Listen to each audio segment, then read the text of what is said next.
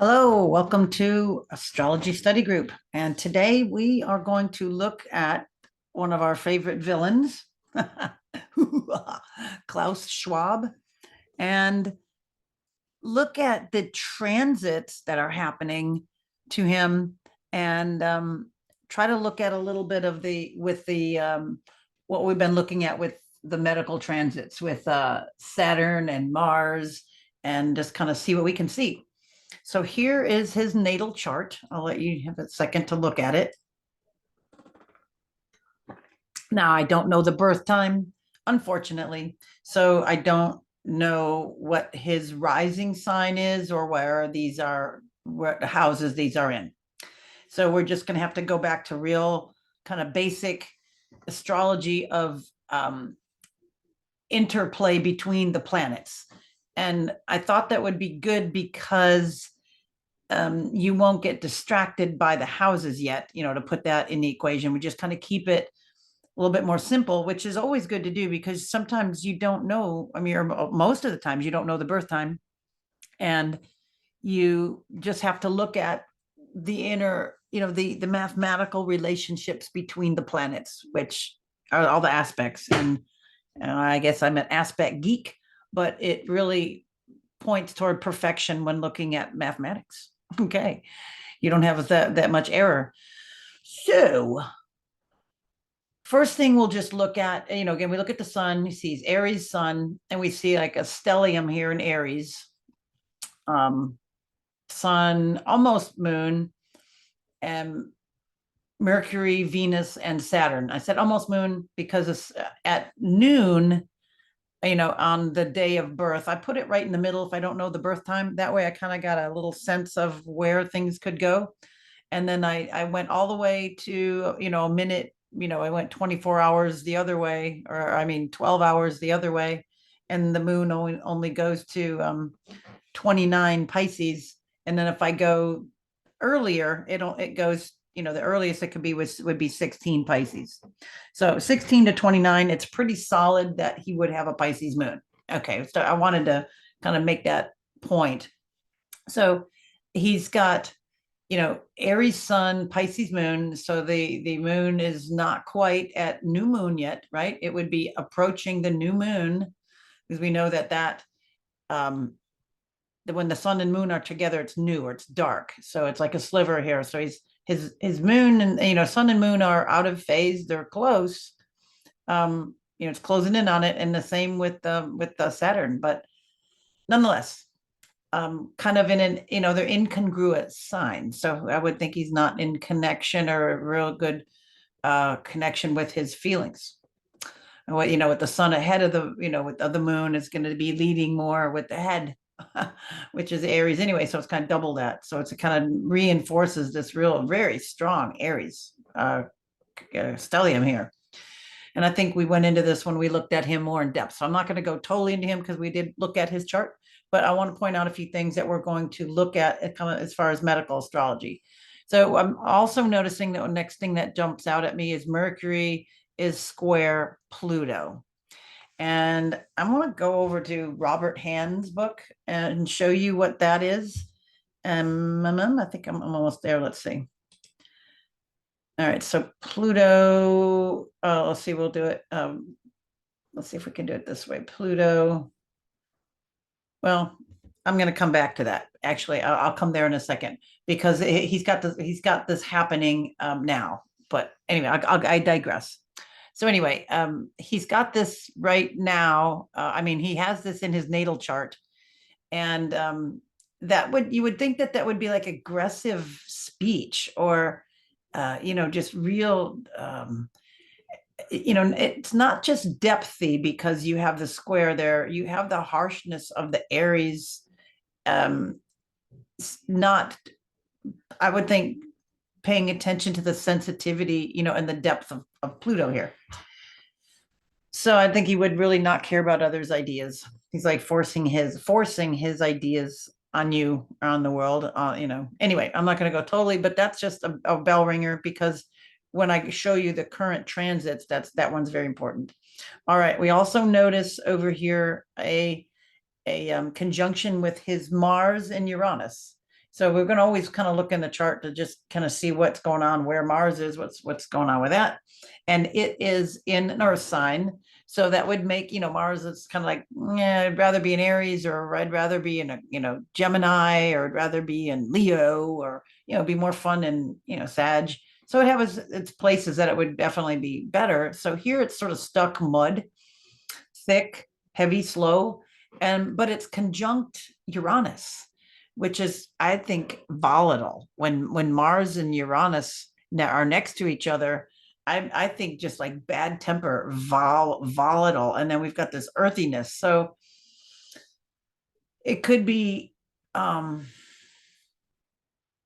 thinking about it um in an astrology kind of point of view. I'm thinking, Mars is sudden constricture, and Taurus is throat, and Uranus is sudden. I'm not going to say anymore.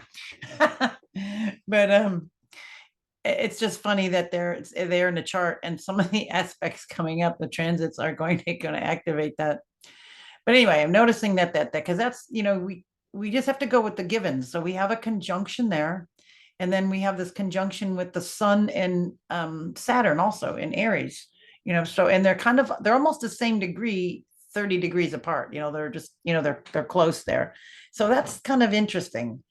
Two of the malefics there, in a not in a good conversation, and it's sort of an irritating aspect. Okay, so I just wanted to point those out. We don't know the degree of the moon, so I'm not going to look at it with the 22 thing, although that would be really cool if it were that. That the moon would be in the midpoint of Venus and Jupiter there. That would be kind of interesting, but we don't know. But it's kind of, it would be in the middle of that sort of by sign, because the moon's in Pisces. But anyway, what else do we see here? Anything that's important to his chart? All right, those are good to start with. Saturn, we noticed, is in, but we don't know if it's above or below the horizon, but it's in a warm sign. So this would tend to heat Saturn up more. And then Mars, it's in a Earth sign. It would tend to cool it down or make it maybe heavier or thicker in the throat. And then, with the Saturn in Aries, that would make me think more constriction of blood vessels or constriction to the head. Again, we don't know the houses, but those would be things that I would be looking for. And then with both the Saturn in Aries and the Mars in Taurus, that's like between the throat and the head. And, you think of the carotid arteries there, that could be easily at somebody his age clogged up, right? It's not hard to think that those would be clogged. You have a stroke or something like that when other transits are happening. So let's go over to another, let's say I want a new share. I'm going to go to this one. Yes, I love when it works. Okay, let me get my eyes oriented. So his natal chart is in the middle, and the current transits as of today, Tuesday the 20th, are on the outside. And I have this set. So let me go by days. Okay. So what I'm seeing now is the biggest thing, again, I kind of look from out to in. What's the outer planet? Because that's going to be the slower, long hitting. It's the elephant stepping on your toe. Once it steps on your toe, it's got to, keep rocking forward and then rock back and get off of it. So I notice Pluto, current Pluto is at 27 degrees 19, clicking ever closer to be exactly opposite his Pluto at 27 Cancer 52. I looked it up in Robert Hand's book, and he's so old that aspect isn't in the book. No, they just at the time that he wrote the book, I don't know why I didn't put that in there. But anyway, you can just imagine. So, the United States is going through its Pluto return, and he's has got his opposition. What makes you wonder? Sometimes it goes faster through certain signs than others. Sometimes it could be 12 years and sometimes it could be 30 years in a sign. So let me just say that. All right. So Pluto opposition Pluto.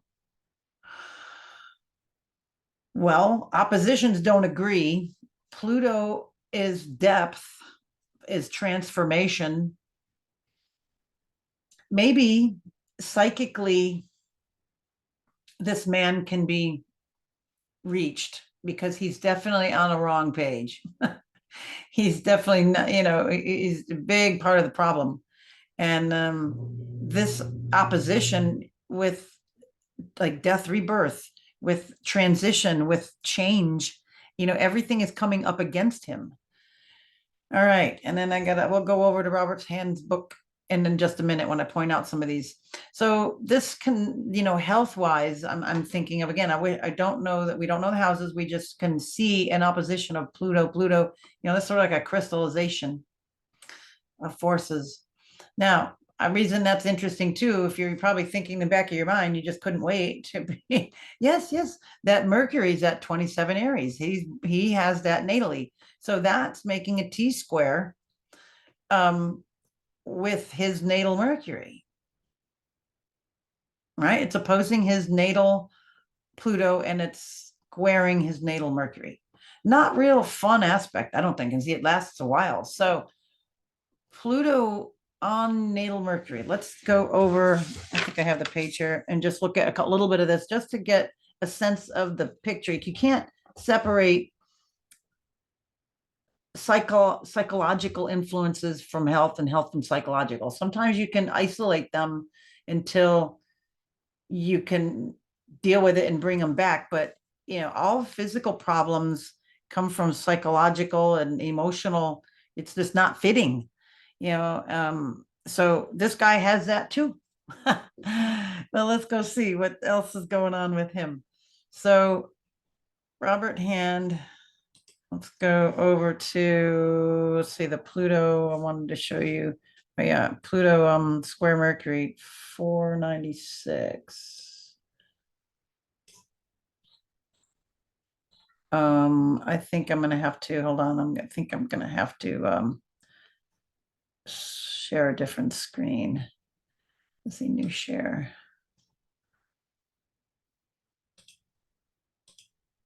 Pluto square Mercury. All right. He has transiting Pluto right now, is squaring his natal Mercury. And what was interesting? Oh, here, I don't want to read the whole thing. Well, all right. This transit can represent a period in which your ideas about the world in general are challenged significantly. I can't think of a better statement that lead off on that. People are opposing this man and his ideas. Oh, gosh. Let's see, or can represent a time when your thinking is deepened tremendously. I don't think so with him. Enabling you to deal with ideas that formerly would have been too deep. In this case, you'll probably try to persuade others of what you believe, of course. See, there's that forcing, and then being that it's an Aries conflicting with the Cancer, it's like forcing, your ideas on others. You will eat the bugs and you will like it, or whatever his thing he's saying. Okay, your routine day to day, the world, conversation letters, and others may develop into fairly intense encounters as you try to force your ideas upon others from a fanatical conviction of your own righteousness, or as others try to do the same with you. Once again, the issue is knowing, okay, what your limits are, blah, blah, blah. You also need to learn to allow others' idea to coexist with yours, Klaus. It's not a good idea. It's not good either to automatically bow before someone else's opinion or to demand that they bow to yours. Okay, so this, how astrology goes both ways, but you can see it in this man's actions. If your experience seems to invalidate your early beliefs, try not to delude yourself that isn't so. Face the facts and try to find out what is really happening.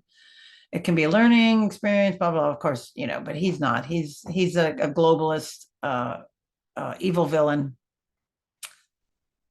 All right, one more thing on the bottom. You may become conscious that knowledge is power. Oh, you know that. Okay. See, but let's see, make back up a little bit. If you heed one warning, this can do you little harm if you can give new insight and understanding about the universe. But the ideas you are attracted to may convey power in some way, as does the study of magic in the field of occult. You may become conscious that knowledge is power, but you must be very careful how you use this magic. Magic in particular, but all powerful knowledge in general can produce tragic consequences if not handled properly. So I would definitely have to say that. And also, again, when you're teaching others, avoid the temptation to mold them into your own image. Your purpose is to show the people the way, not to push them down. So look, astrology just really, I mean, in a nice way, really called this entity out, this evil man, this horrible person. So yeah, I just wanted to read you the whole thing on that because I thought it was pretty significant. Let's go back to his chart. So that is going to be quite a while, you know, because it's been there and it's going to get closer. I mean, it's going to get right on. It's right on it, and it has been. People are waking up to this man, and people are not liking this, and it's taking its toll. So what else do we see with that? We have the Aries, the head. You know, we have the Capricorn structure, solidification, you know, Pluto transformation. This also is kind of like, it could remind me of you know, again, calcification in the arteries. So there's another indication of head calcification, arteries right in that area clogging up. You know, this could, you know, then when let's go look over here at transiting Uranus. Uranus is here at 15 degrees, you know, it's retrograding, so it's going over Mars, you know, it's conjuncting his Mars, and it, you know, back and forth over his Mars and his Uranus. And as it gets on, it's going to get closer to the south node. So this to me does not look good at all. This is like the sudden, and here we go, right there over the Mars, and you know, in the Taurus area, which is like carotid artery. It just intuitively, and looking over it again and again. And then when it comes over the south node is where you need to get rid of things, where you have to let stuff go. So this could be a sudden inflammation, hard, you know, of something in the throat. And then we have all, you could see the opposition, we can see the hardening, we can see the calcification of that area. All right, what else could indicate that? Again, this is just the planets to planets, not looking at any houses. All right, what else? Look at Saturn going over his Jupiter. And then, you know, Jupiter now is just, you know, as of tomorrow or today, it just moved into Aries. So it's going to go over all of his Aries stellium. And the first on it's going to kick off with is, you know, in a soon, like probably end of January. I have to look and see how fast it's moving. It will go over his Saturn. So that's opposite. Look at Jupiter will be conjuncting his Saturn, transiting Jupiter on his natal Saturn, and then the opposite, transiting Saturn on his Jupiter. So that's very interesting. We're going to get this over, under, over, you know, it's just kind of, you know, we've got, again, in the head, we got the Jupiter, big, large, sudden. It could be a rupture, you know, over an artery, you know, again, this in here. And then we have this, the other way around, you know, you've got the blood vessel part, which it's Aquarius. So, you know, we've got the veins, blood vessels. So there again, I'm seeing it again over here. And then as Jupiter goes over the Aries stellium, it's going to go Saturn first, and then the sun, you know, in the head, you know, head at Aries, right there, that conjunction, bang, and then it will go over Venus and Mercury. So could affect motor units, speech centers, all of those coordination in the head, just going over all that. At the same time, when it gets near the end of it, that Jupiter will square Pluto. So that brings you more inflammation, you know, this calcification. It doesn't look good all the way around. And then Saturn, is it going to be in conjuncting when Saturn moves? Saturn is going to move into Pisces. So Saturn is going to go, further in there, and it's going to make an inconjunct, a not good aspect over to Pluto. So more Pluto stuff, more Saturn crystallizing water, fluid, I should say. Again, I don't know the house. It's just, there we go. We got buildup. Okay, so this would be the way that I would look at it, and then I'm sure there's more. We can go way more in depth of this, but we want to look at those things that are obvious, and we can go click on. But yeah, I think you get the gist of how within the next several months, Jupiter will be going through Aries. I think it flies through Aries and then it moves into Taurus. Like, no, it's either I think it's a May. Don't quote me on it, but yeah, I believe so. But anyway, it's going to be, or maybe it's March. But anyway, it goes over all of those pretty quickly. But I think we're going to see, if anything, we might have some stuff there in the beginning. We got some interesting aspects. Oh, and then we have, all of the planets now, we've got Mercury. Mercury's going to go retrograde soon, so it's going to go all the way to 24 degrees, so it's going to get real close to Pluto, and then it's going to slow down, so it's going to actually be 3 degrees away from Pluto. That's pretty close. So there's more of that hardening. We got it's in a cold sign, a cold area, brain, circulation to the brain. And then Venus as well there. So Venus will be the first one to go over that, so that will be interesting. And then after Mercury goes direct, it will then cross over. It'll get close. Remember, it got close before, and then it'll actually cross it. So that will be interesting again, and as well as the sun. So all of those are going to cross over. They're gonna go over his natal Pluto. I'm circling that over there, but I think saying that it'll activate that opposition. Bang, bang, bang. Not real good. Doesn't look real good for this evil villain. Okay, we'll see what happens. Thanks for listening. Bye for now.